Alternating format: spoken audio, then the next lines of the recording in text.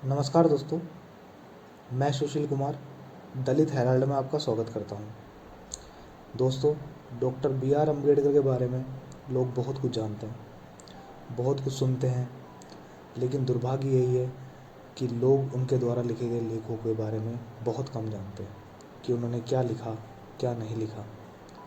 मेरी कोशिश रहेगी कि मैं उनके द्वारा लिखे गए लेखों को ऑडियो के माध्यम से आप तक पहुंचाऊं।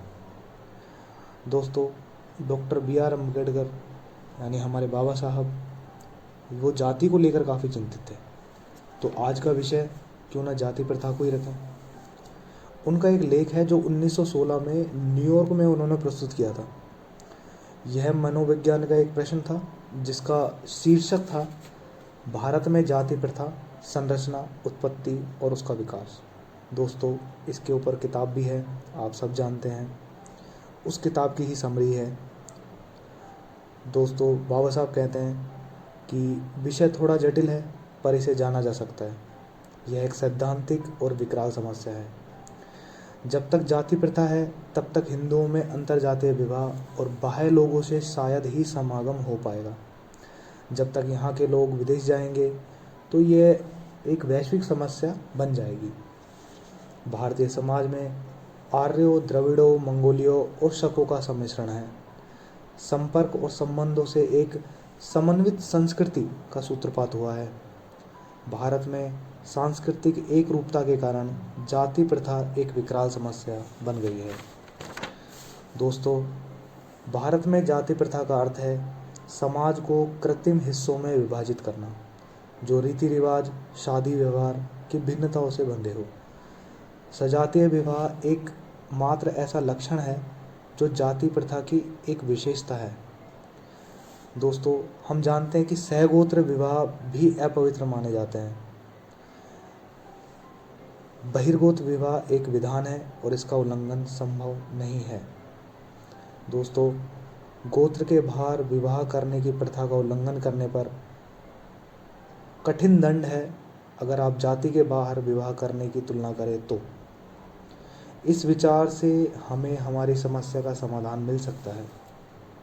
मोटे तौर पर कहें तो सभी वर्गों में स्त्री पुरुषों की संख्या समान रहती है। यह एक सजातीय विवाह के लिए आवश्यक भी है। संख्या असमान होने पर सजातीय विवाह की प्रथा चरमरा उठेगी। दोस्तों, आगे अम्बेडकर साहब कहते हैं कि मेरे अनुसार जाति प्रथा का मूल कारण कुछ इस प्रकार से है। आमतौर पर पति या पत्नी के मरने पर दूसरा बचा रह जाता है। अब समाज ने इन बचे हुए स्त्री और पुरुषों की व्यवस्था की। बचा हुआ पुरुष जाति के बाहर विवाह करके इस व्यवस्था को छिन्न भिन्न कर सकता है।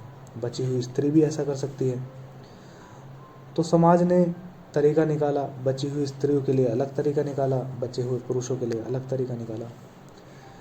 इस समस्या का दो समाधान दिए गए बची हुई स्त्रियों के लिए। पहला, सती प्रथा। आप सब जानते हैं कि राजा राम मोहन राय ने लड़ाई लड़कर समाज के खिलाफ जाकर सती प्रथा को बंद करवाया। सती प्रथा में मरे हुए पति के साथ स्त्री को जला दिया जाता था। ये तो एक तरीका हुआ। दूसरा था उन्हें हमेशा विधवा रहने के लिए मजबूर कर दिया जाए। दोस्तों, दूसरा तरीका जलाने से अच्छा और व्यवहारिक भी था। बचे हुए पुरुषों का क्या हुआ? बचे हुए पुरुषों को आप जानते हैं कि पुरुषों को समाज ने ज़्यादा सम्मान दिया है स्त्रियों की तुलना में। स्त्रियों के साथ हमेशा या सदैव धार्मिक, आर्थिक और सामाजिक असमानताओं का शिकार रही हैं। विदुर पुरुषों को ब्रह्मचर्य का पालन कराया जा सकता है, यह एक विचार समाज ने दिया सजातीय व्यवस्था को बनाए रखने के लिए। विदुर पुरुषों पर ब्रह्मचर्य थोपना सैद्धांतिक और व्यवहारिक तरीके से विफल हुआ। अनेक दार्शनिक सिद्धांतों ने इन प्रथाओं के बारे में बताया है, परंतु उसका उद्भव अस्तित्व के संकेत नहीं दिए हैं। एक हवाई और कुतर्क की बात यह है कि स्त्री की काम वासना जागने से पूर्व ही उसे बता दिया जाए कि उसे किससे प्रेम करना है। समाज के इस विचार ने बाल विवाह को जन्म दिया। चलन को प्रोत्साहन देने की समाज की इस प्रवृत्ति के लिए समाज ने प्रशंसा का सहारा लिया, क्योंकि चलन को प्रोत्साहन देने के लिए प्रशंसा की तो ज़रूरत होती है दोस्तों। बाबा साहब अम्बेडकर कहते हैं कि जाति प्रथा और सजातीय विवाह प्रथा के लिए सती प्रथा, आजीवन विधवा अवस्था और बालिका विवाह ये रीति रिवाज बनाए गए हैं और समाज ने आवश्यक भी मानता है। जाति प्रथा की उत्पत्ति कहाँ से हुई, ये मूल प्रश्न है और ये कड़वा प्रश्न भी है दोस्तों। आगे बाबा साहब लिखते हैं कि मनु ने विधान बनाकर एक वर्ण को इतना रसातल में पहुंचा दिया है कि उसे पशुवत बना दिया है और उसे प्रताड़ित करने के लिए शीर्ष वर्ण की रचना की है।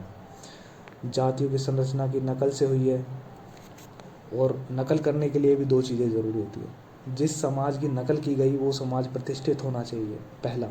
दूसरा, समुदायों में प्रतिदिन संपर्क का बना रहना बहुत आवश्यक है।